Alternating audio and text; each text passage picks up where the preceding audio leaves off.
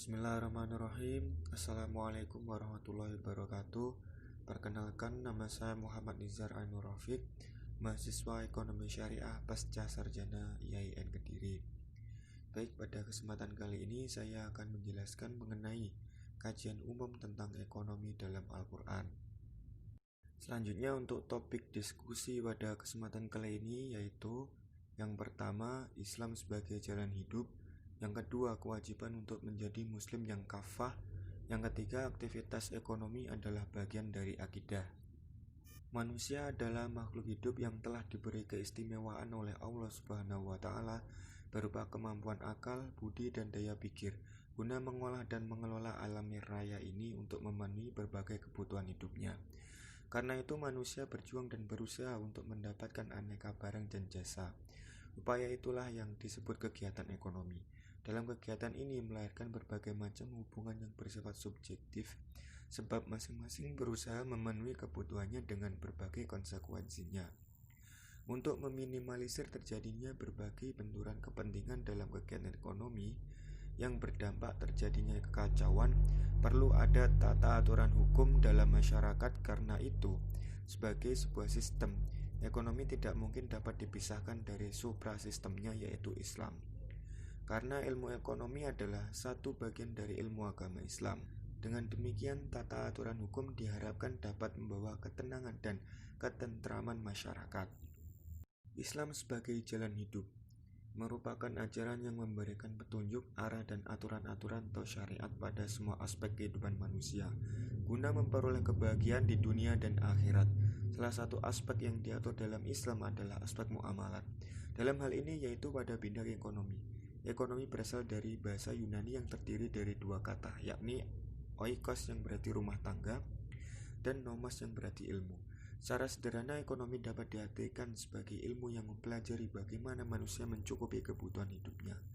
Kegiatan ekonomi dalam Islam bersifat muamalah. Kegiatan muamalah merupakan kegiatan-kegiatan yang menyangkut hubungan antar manusia. Kegiatan ini sama halnya dengan transaksi. Sebagaimana muamalah, transaksi juga banyak macamnya. Quran Surat Al-Ma'idah ayat 48 yang artinya, dan kami telah turunkan kepadamu Al-Quran dengan membawa kebenaran, membenarkan apa yang sebelumnya, yaitu kitab-kitab yang diturunkan sebelumnya, dan batu ujian terhadap kitab-kitab yang lain itu.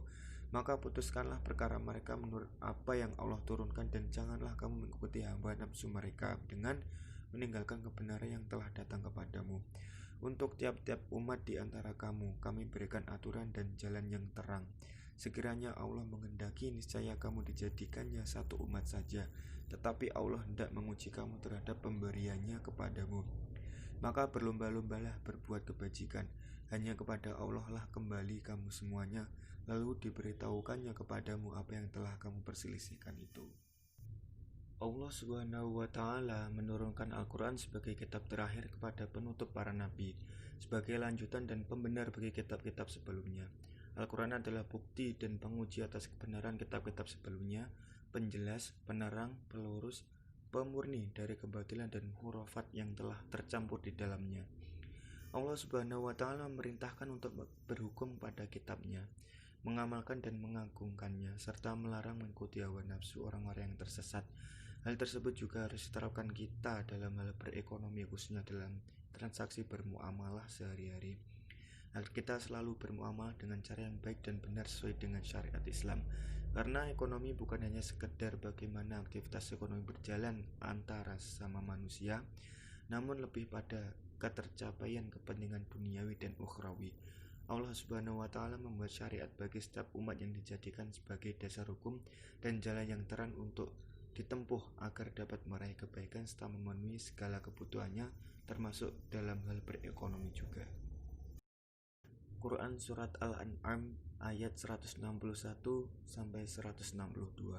yang artinya, katakanlah, sesungguhnya aku telah ditunjuki oleh Tuhanmu kepada jalan yang lurus, yaitu agama yang benar, agama Ibrahim yang lurus, dan Ibrahim bukanlah termasuk orang-orang musyrik.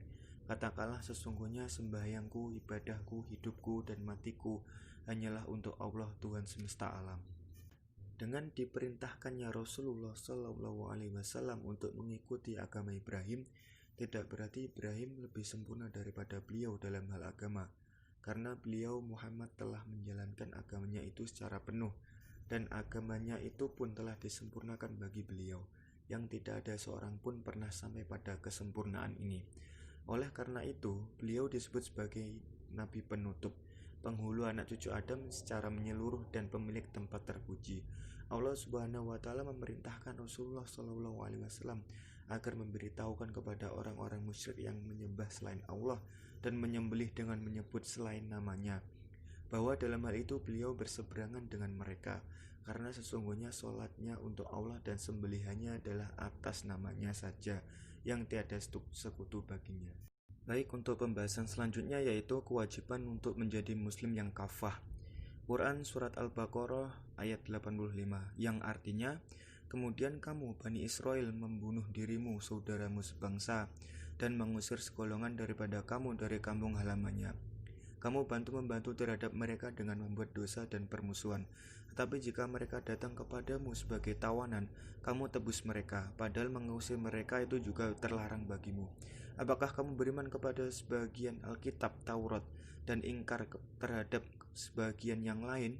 Tiadalah balasan bagi orang yang berbuat demikian daripadamu, melainkan kenistaan dalam kehidupan dunia, dan pada hari kiamat mereka dikembalikan kepada siksa yang sangat berat. Allah tidak lengah dari apa yang kamu perbuat. Yang selanjutnya yaitu Quran Surat Al-Baqarah ayat 208, yang artinya, hai orang-orang yang beriman, masuklah kamu ke dalam Islam keseluruhan, dan janganlah kamu turut langkah-langkah syaitan. Sesungguhnya syaitan itu musuh yang nyata bagimu. Kafah adalah menyeru umat Islam agar dalam gerak hidup dan kehidupan ditujukan untuk sepenuhnya berbakti pada Allah dengan segala keikhlasan. Maka dari itu, dakwahkanlah Islam dan amalkanlah secara total. Tidak dibenarkan mengambil satu bagian dan meninggalkan sebagian yang lain. Fisilmi kafah, ke dalam Islam secara menyeluruh, ke dalam Islam dan syariat-syariatnya secara utuh. Kafatan artinya menuruti hukum-hukum Allah secara keseluruhan, dilandasi dengan berserah diri, tunduk dan ikhlas kepada Allah. Di antara pokok-pokok berserah diri kepada Allah ialah cinta damai dan meninggalkan pertempuran di antara orang-orang yang sehidayah. Perintah yang terdapat pada ayat ini menunjukkan arti tetap dan abadi. Baik, untuk pembahasan selanjutnya yaitu aktivitas ekonomi adalah bagian dari akidah. Quran Surat Al-Baqarah ayat 177, yang artinya, bukanlah menghadapkan wajahmu ke arah timur dan barat itu suatu kebajikan, akan tetapi sesungguhnya kebajikan itu ialah beriman kepada Allah, hari kemudian, malaikat-malaikat, kitab-kitab, nabi-nabi, dan memberikan harta yang dicintainya kepada kerabatnya, anak-anak yatim, orang-orang miskin, musafir yang memerlukan pertolongan, dan orang-orang yang meminta-minta, dan memerdekakan hamba sahaya, mendirikan sholat, dan menunaikan zakat, dan orang-orang yang menepati janjinya apabila ia berjanji, dan orang-orang yang sabar dalam kesempitan, penderitaan, dan dalam peperangan. Mereka itulah orang-orang yang benar imannya, dan mereka itulah orang-orang yang bertakwa. Kata albir, berbuat kebaikan sebesar-besarnya, berasal dari kata albar, yaitu daratan yang luas.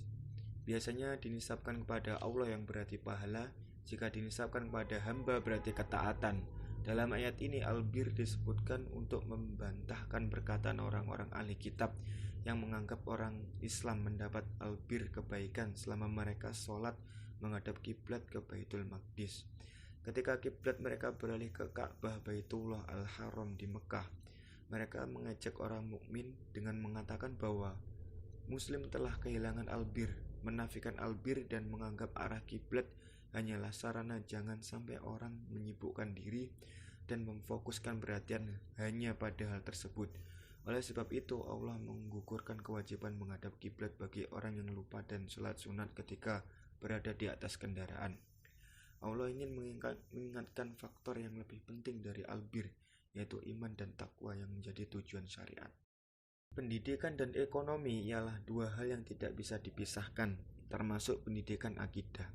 Pendidikan membuat orang menjadi terdidik, baik akal, qalbu, nafs, dan rohnya. Dengan demikian dia betul-betul muncul sebagai manusia seutuhnya. manusia yang dapat melaksanakan fungsinya sebagai khalifah Allah di bumi sekaligus sebagai abdun. Agama Islam memandang bahwa semua bentuk kegiatan ekonomi adalah bagian dari muamalah, sedangkan muamalah termasuk bagian dari syariah, salah satu sisi dari bagian mata uang. Satu dengan yang lain tidak dapat dipisahkan. Akidah dan akhlak. Dalam kaitan ini Allah Subhanahu wa taala memberi tamsil tentang hubungan yang tak terpisahkannya ketiga ajaran pokok Islam itu. Ekonomi Islam yang selanjutnya disebut dengan ekonomi syariah dibangun, ditegakkan dan dilaksanakan berdasarkan semangat menjunjung tinggi nilai-nilai akidah, tauhid, keadilan, kebebasan dan kemaslahatan. Dalam kaitan ini, Al-Quran telah menyerukan agar setiap muslim melakukan segala aktivitas kehidupannya, termasuk dalam bidang ekonomi, selalu bertumbuh pada akidah. Dalam hal ini berarti bahwa pencipta, pemilik dan penguasa segala yang ada hanyalah Allah yang Maha Tunggal. Karena itu, manusia sebagai makhluk ciptaannya dalam melakukan kegiatan ekonomi selalu bertumbuh pada keimanan kepada Allah Subhanahu wa taala dan bertujuan mencari ridhonya. Kegiatan ekonomi yang berlandaskan akidah tauhid menjamin terwujudnya kemaslahatan dan kebaikan perekonomian untuk masyarakat luas, bukan hanya masyarakat muslim. Hal ini karena ekonomi dalam pandangan Islam merupakan sarana dan fasilitas yang dapat membantu pelaksanaan ibadah dengan sebaik-baiknya. Baik, alhamdulillah rabbil alamin. Sekian penjelasan dari saya. Apabila ada kurang lebihnya mohon maaf.